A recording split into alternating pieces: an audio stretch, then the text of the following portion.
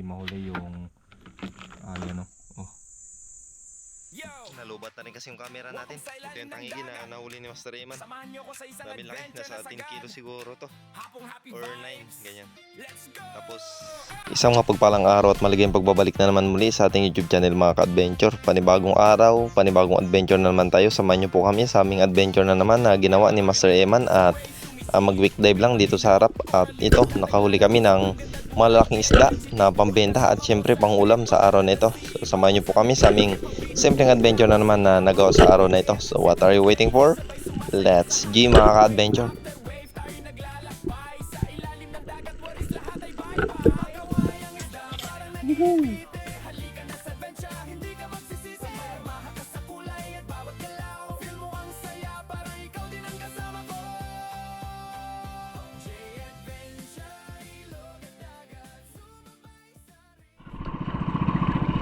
Good morning sa ating lahat mga ka-adventure. Isang mapagpalang araw po sa ating lahat. Panibagong araw, panibagong adventure na naman tayo. Samahan nyo po kami sa aming adventure na naman na gagawin ni Master Eman Adventure. At mamana lang kami dito sa harapan mga ka-adventure, maghanap ng pwede naming mahuli today.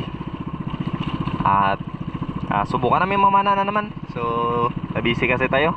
Nag-ayos kami ng kulungan para sa baboy na inaalagaan ko mga ka-adventure. Kaya ito, ngayon lang nagkaroon ng time mamana. So mamana na naman kami.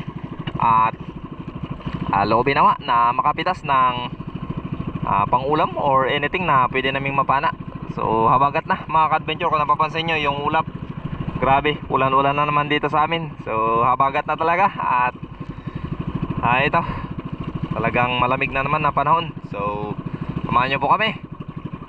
Let's G mga ka-adventure. Turo Ara Oset mga ka-adventure. Baba na lang kami ng mulmul. Mulmul lang ang target natin today. Yan. Ay tol, yung balat pala tol. Sige lang. Lapit lang na playa. Wala pa. Hindi pa natin na kukuha yung pana na pinayos sa Tibak Adventure. Nasa kulid pa. Yan, pansamantala ito mo muna si G Adventure. Let's go. Uy, grabe glinaw. Grabe glinaw ang dagat. Crystal. At pagkatapos natin makapag-prepared mga ka-adventure ay agad na tayo nag-load ng pana syempre. At nang sa ganun ay makapag-umpisa na para sa ating warm up. So kung napapansin nyo po ay hindi natin gamit yung dati natin pana ay nasira mga ka-adventure yung trigger. At pinapalitan natin ng sira at nabali yung spring steel na ginagamit natin. So ito lang muna pansamantala at nilipat natin yung rubber na gamit-gamit natin. So testingan muna natin itong pana na matagal na natin hindi nagamit.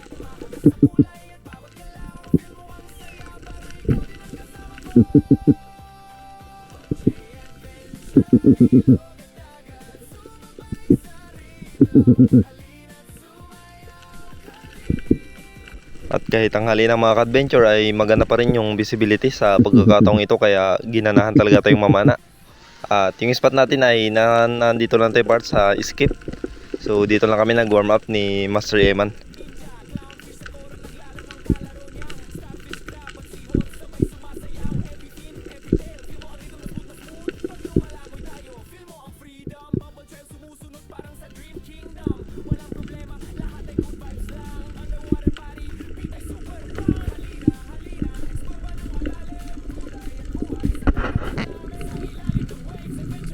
At pagkatapos natin makapag-warm up mga ka-adventure ay ito na nga, mulmul sana yung target natin. Pero lapo-lapo ang naging unang isda natin sa araw na ito. Malaki na to mga ka-adventure. Good size na, nasa 800 grams. Kaya ito, siniguro na natin. At ayun, ang ganda ng binamano natin mga ka-adventure. Na stone shot siya kaya hindi na nakapalag. At sigurado ng huli na talaga ito. Iyon no. Once again, maraming salamat po sa inyo lahat sa patuloy na suporta at laging panonood sa ating mga simpleng adventure na ginagawa. At sa mga hindi po nag-skip ng ads dyan ay thank you very much po sa inyong lahat mga ka-adventure. At shoutout na rin po sa inyong lahat, lalong lalo na sa ating mga silent viewers at sa ating mga OFW at syempre sa ating mga solid dyan. Let's G! Over!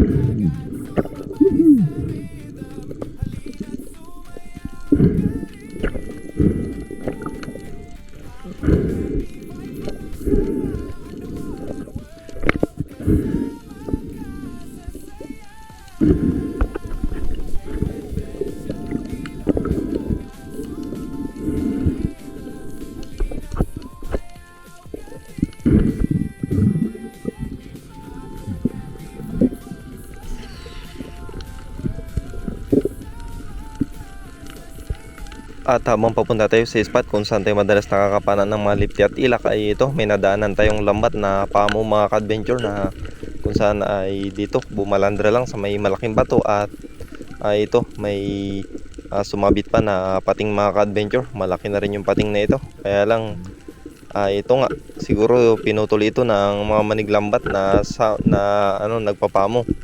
So dito siya dinagsa at ayun, dahil lumatag siya, ito bumangga yung pating at natrap siya dito. So ito na, namatay mga ka-adventure. So dito pinagmamasdan ko at tatanggalin natin yan mamaya pagpabalik, pero sa ngayon ay mag-proceed muna tayo sa pamamana dahil need natin hanap na isda. So pagpauwi at tatanggalin natin yan mga ka-adventure. Kaya ito, panibagong ambush naman at finally nandito na tayo sa spot kung saan madalas tayo nakakapana ng mga ilak at sweet lips na yung kulay dilaw. So pag drop natin dito ay hindi nga tayo nagkamali mga ka-adventure dahil ang dami nila na andun sa unahan. Mga good size na sana itong mga ilak na ito, pero hindi tayo nag-attempt na magtira dahil ayan, may mga lifty sa harapan natin mga ka-adventure. Napaka range na sana ng mga ilak na yun, kaya lang mas nag-focus talaga ako dito sa lifty na malaki mga ka-adventure. Ayun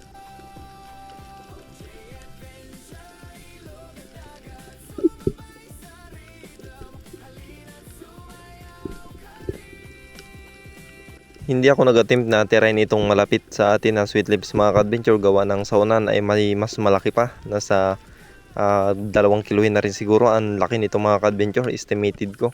Kaya hindi talaga tayo nag-attempt, kaya lang ayun, tumalikod na rin. So dito tinira ko na lang at ubos na kasi yung hangin natin, kaya tinira ko na siya. Kaya lang napataas yung patama natin, kaya sayang, napunit mga ka-adventure.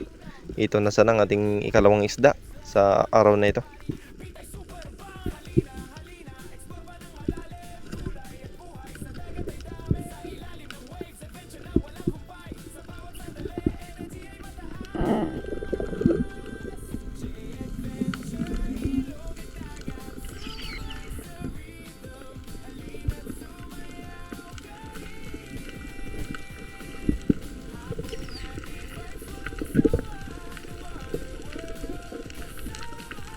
So mabanti lang pala ako ng kunti mga ka-adventure kung saan tayo tumira ng sweet lips, dahil dito sa unang party ay meron namang mga sweet lips na hindi na-spoke kanina or nabulabog nung pagkalabit natin sa sweet lips. Kaya dito nag-ambush tayo at hindi naman tayo nabigo dahil merong lumapit sa atin at ito nagpakuha naman mga ka-adventure.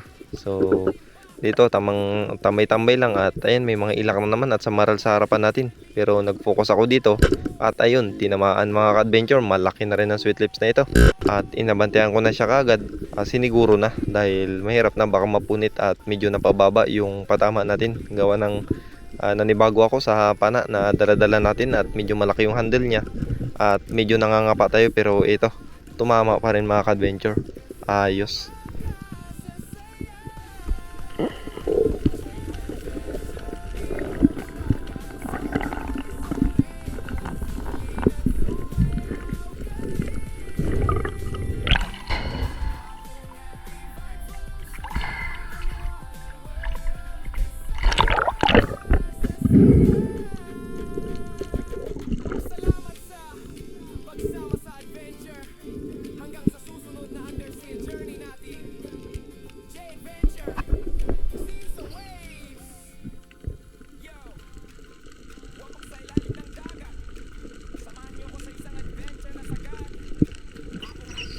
At pagkatapos natin malagay yung isda sa tali natin mga ka-adventure, ay umabante ako ng konti. At dito napakarami ng mga sweet lips mga ka-adventure at samaral. At syempre grupo ng ilak, pero hindi ko muna pinansin yung samaral at ilak.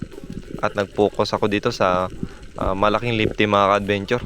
Ay ang dami rin ng lipty sa pagkakataong ito, gawa ng bagong buwan. At merong sampa yung mga isdang papanain. Kung napapansin nyo po dyan sa unang parte ay ayan talaga, grupo ng samaral, ilak. At ayan ang lalaking sweet lips. Sayang yung nauna mga ka-adventure, malaki na sana, kaya lang malayo pa, nasa 4 meters pa yan. Kaya hindi na rin ako nag-attempt na tirahin siya, gawa ng medyo makapal yung kaliskis ng lipty. Kaya hindi ako tumira at inantay natin yung magandang pagkakataon. Meron naman dyan sa may harapan natin na mas malapit pero maliliit mga ka-adventure, kaya hindi ko talaga siya tinira, dahil once na makatira tayo dito na isang beses, kakalat ito at may spook na, hindi na ulit natin matitira. Kaya kailangan talaga siguraduhin natin at mas malaki yung titirahin natin. So naubusan tayo ng hangin at attempt tayo ulit, baka sakaling lumapit pa ang sweet lips na ito.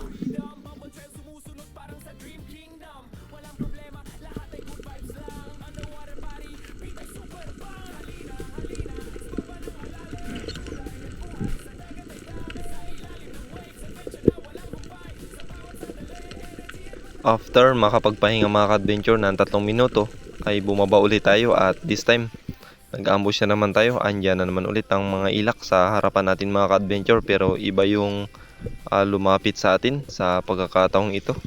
Sayang lang dahil hindi natin natira. Merong lumapit sa atin na 3 red bass mga ka-adventure. Malalaki na rin sana ang red bass na ito at matagal ko na rin itong hinahunting ang red bass na ito. Sayang, nagpakita sana sa atin, kaya lang hindi rin masyadong malapit at malayo, kaya hindi ko rin siya nakalabitan mga ka-adventure. Ang tagal na ng ambush natin dito, ay hindi talaga siya lumapit na maabot ng pana natin. Either maabot naman siguro, kaya lang hindi rin tatagos dahil makapal yung kaliskis ng isdang ito. Ayan nasa unahan lang mga ka-adventure, nasa 4 na kilo na ang laki nito, estimated ko, dahil malapad na at talagang mataba na yung mga red bass na ito. Ayun kung roller sana ito, abot na abot ito mga ka-adventure. Nasa 4 meters to 5 meters ang distansya niya. 3 ito mga ka-adventure. Yung dalawa naandun sa una-unahan konti. At ayan ang dami ng ilak talaga mga ka-adventure.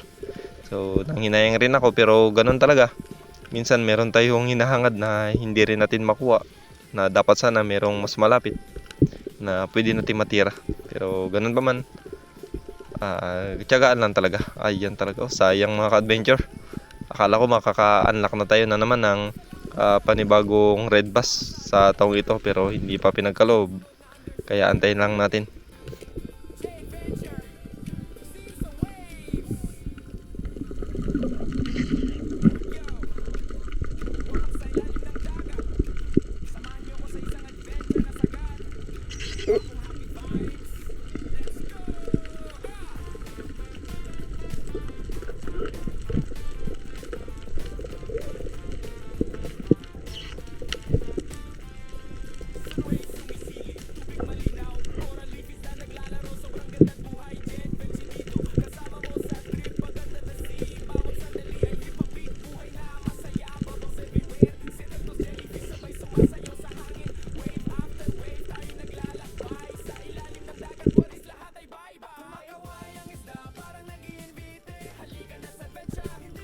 At dito mga ka-adventure, nag-attempt tayo ulit na baka sakali na lumapit pa yung red bass. So ito meron namang mga sweet lips na malalaki mga ka-adventure. Nandiyan lang sa unang parte, kaya lang hindi rin masyadong lumalapit, kaya hindi rin natin nakalabitan. So may lipty sana dyan sa may kaliwang parte ko. Hindi ko na rin masyadong napansin dahil doon ako nag-focus sa unan sa malalaki.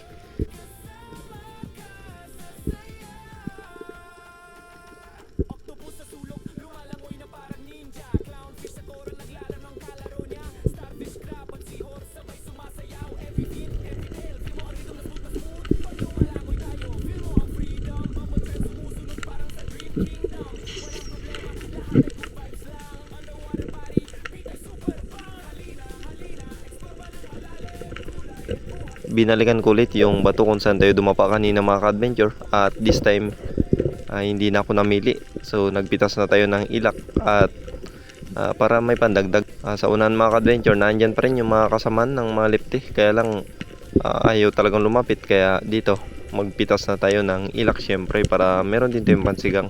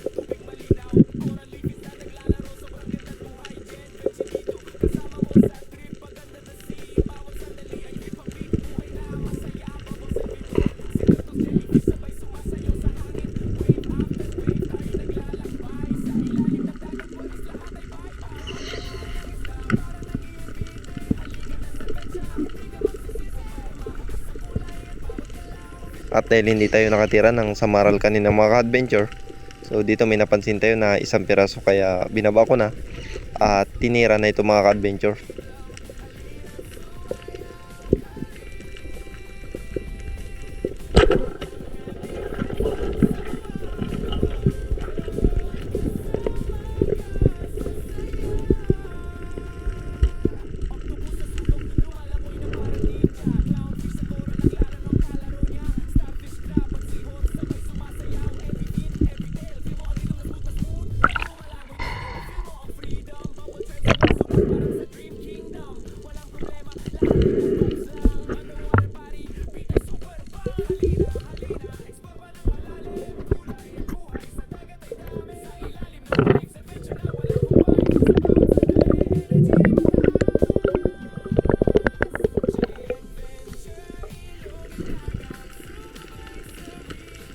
Another drop, another sweet lips na naman ulit mga ka-adventure yung nadagdag natin sa pagkakataong ito dahil tumago-tagulan tayo sa bato at inantay yung tamang pagkakataon at ito nga pinagkaluban tayo at nakadagdag pa tayo.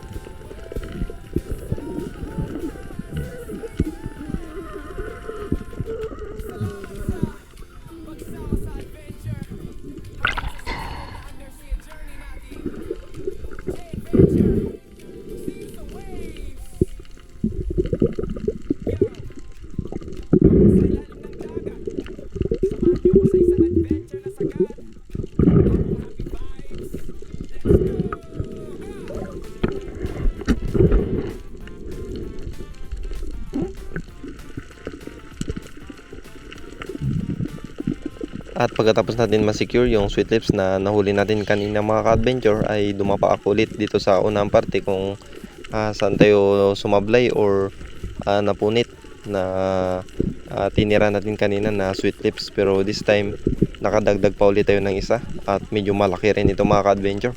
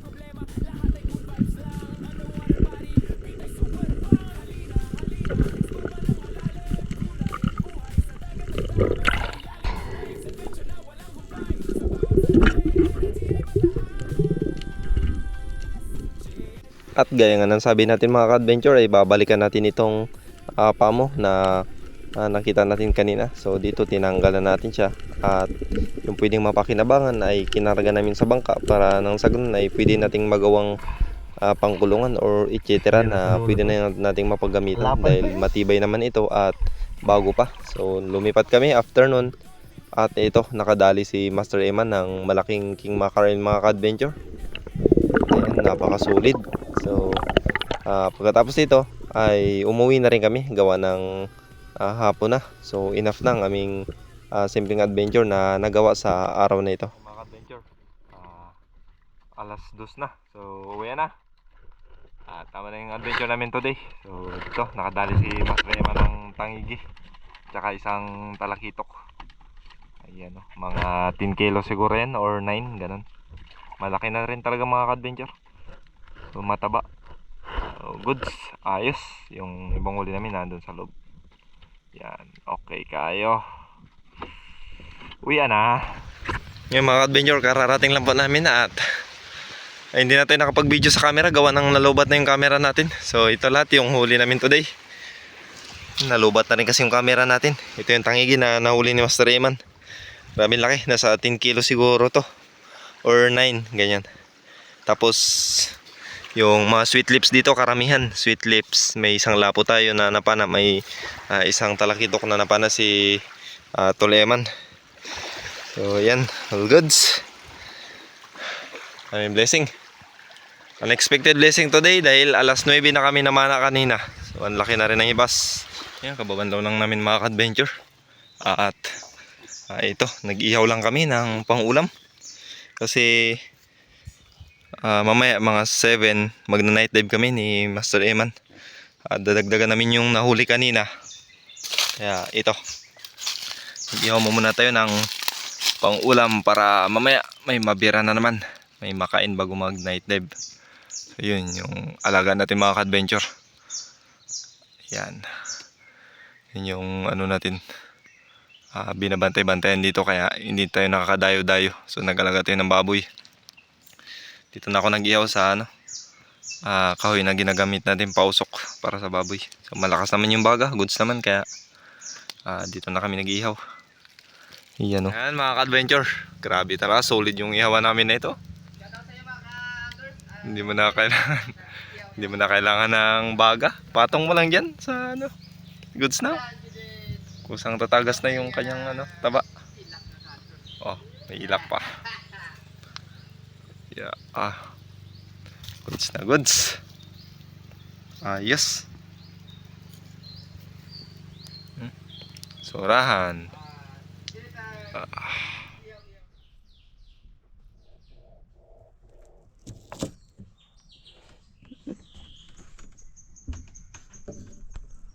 Grabe siya sausawa, no?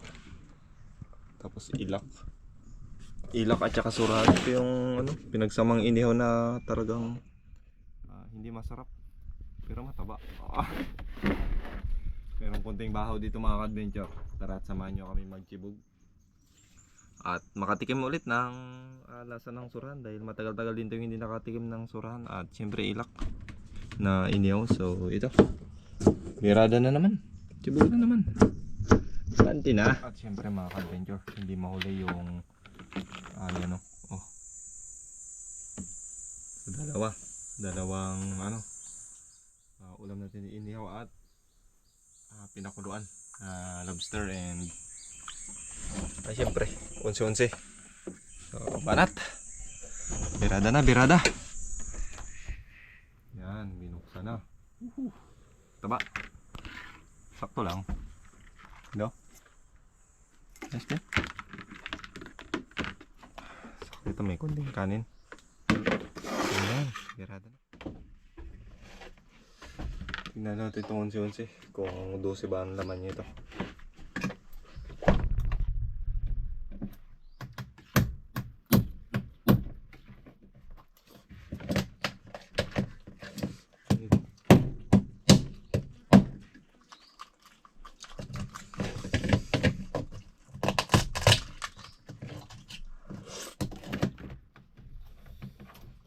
Mamaya na yung surahan na. Masarap to. Walang sabaw yung ano, tol? Walang sabaw? No. Yung itong ano? Meron.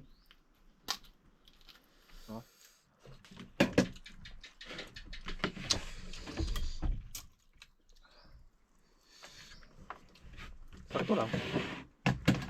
Grabe, meron kami ditong sinabaw na sausawan. Sinabaw na sausawan mga adventure. Napaka-solid.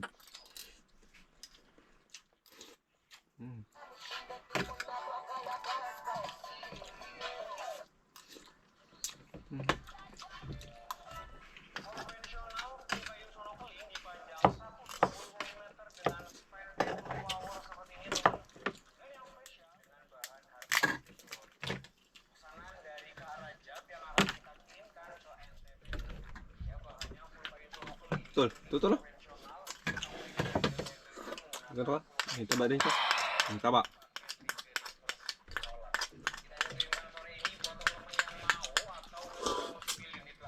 Ito ba? Mana ito?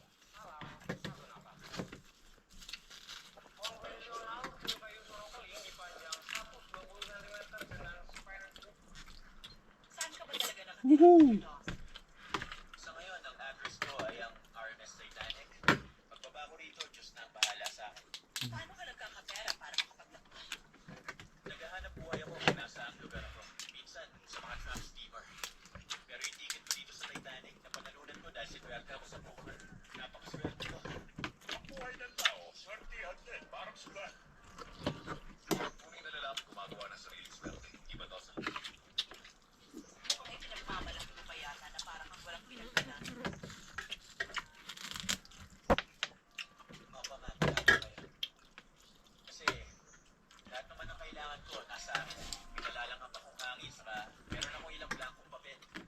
Yo! Welcome sa ilalim ng dagat. Samahan niyo ko sa isang adventure na sagad. Hapong happy vibes. Let's go! Ah!